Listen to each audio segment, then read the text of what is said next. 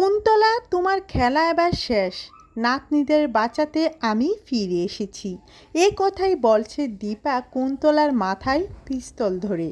বিস্তারিত জানতে দেখতে থাকুন বন্ধুরা। অনুরাগের ছোঁয়ার আগামী পর্বে আমরা সবাই দেখতে পারবো ফিরে আসে আবারও দীপা।